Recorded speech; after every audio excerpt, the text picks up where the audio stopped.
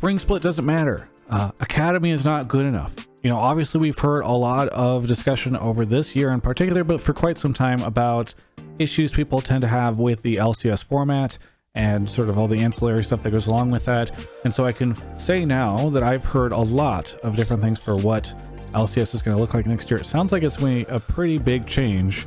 So let's get into it.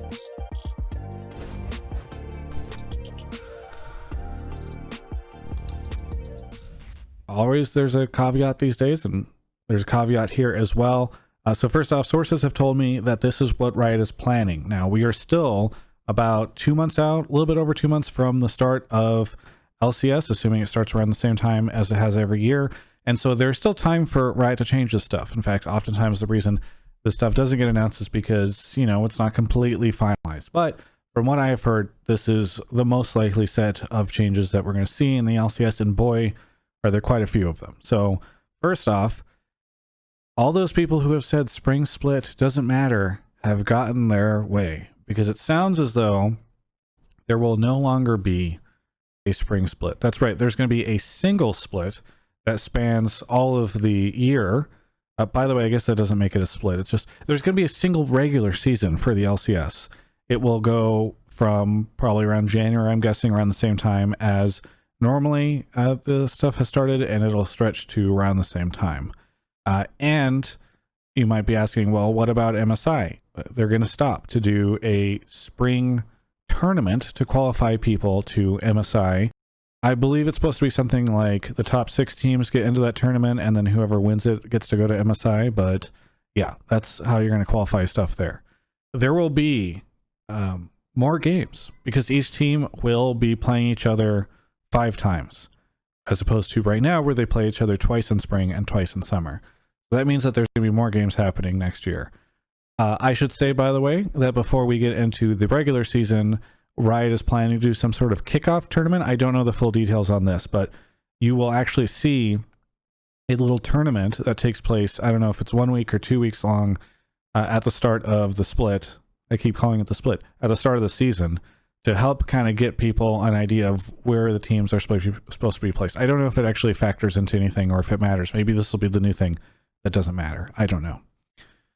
As I said, they're going to be playing each other 5 times, which, you know, think about it and you're like, okay, well, if we're trying to add more games to this already, you know, tight schedule, that means that we're going to have actually more, I don't know, hours of broadcast. Friday, Saturday, Sunday now will be full days.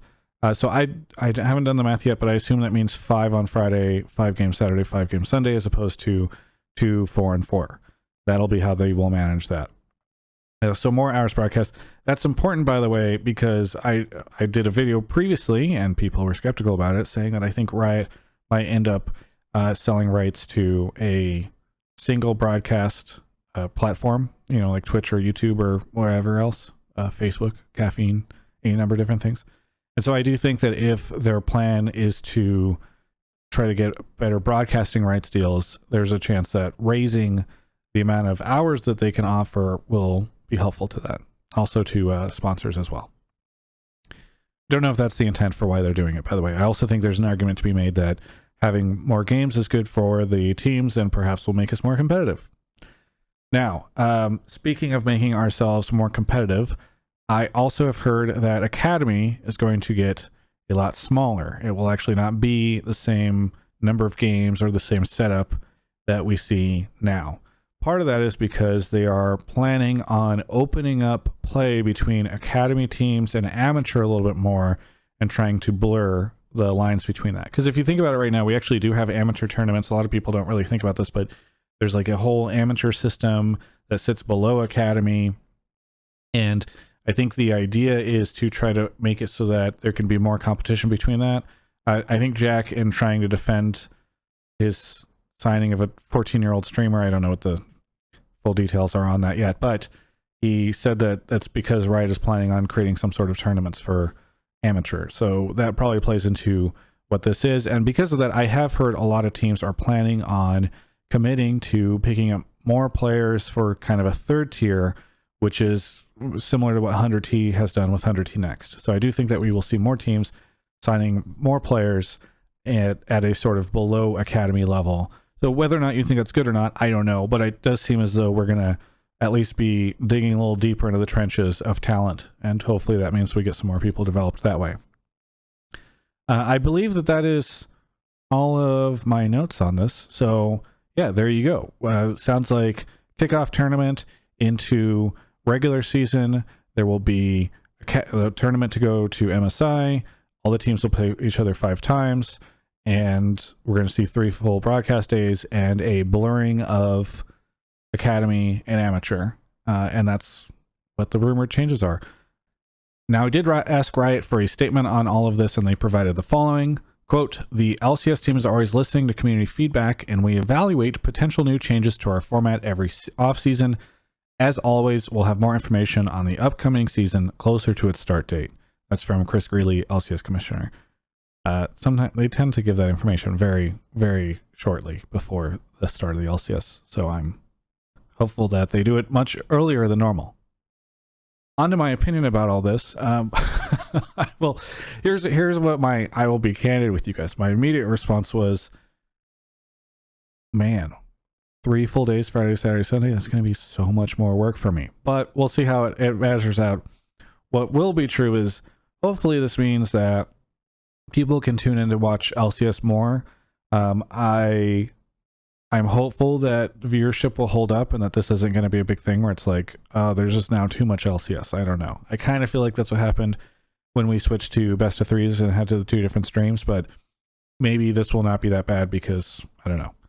Curious what your guys' opinion is on that. Maybe you can leave a comment or comment about it in the Reddit thread for this video. Anyway, I think that'll be good. I think that it's good that they are going further into amateur, which will hopefully help us see more of the kind of talent growth in the region that a lot of people have been asking for. I'm trying to think, I mean, honestly, there's not too much that I'm worried about other than just, is this too much League of Legends, and does one split feel like too long? When we were in like week 11 or week 12 of this giant long season, is that something where people will have a hard time with it? But maybe having that kickoff tournament in the beginning and having the MSI qualifying tournament in the midpoint will be helpful. I don't know. Either way, again, please let me know your opinion on all this stuff. I'm very curious to see how this is going to be received by the League of Legends community and the LCS community. And I'm also kind of curious how pro players are going to feel about this, because I do see a world where if they are playing 3 games in 1 week, they are unhappy about that. But I don't know, maybe some of them will think it's good. Thanks so much for watching this. I've got a ton more videos like this hitting on the channel, so please subscribe. We're going to be talking about stuff going into the next year and off-season changes and all that stuff, so subscribe so that you don't miss that. And yeah, thanks for watching.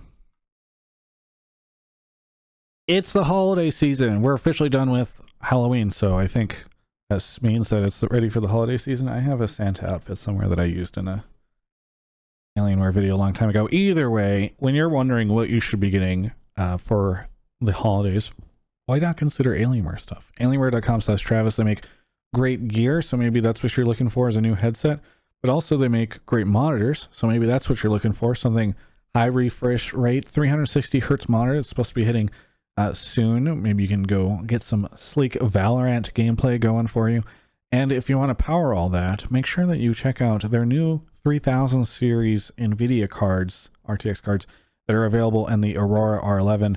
That's that kind of blurry in the background. I've got maybe the downside of having a really nice camera is it makes, but you can see. Okay, this is an Alienware computer. It's got a 3080 and it's pretty sick. Anyway, yeah.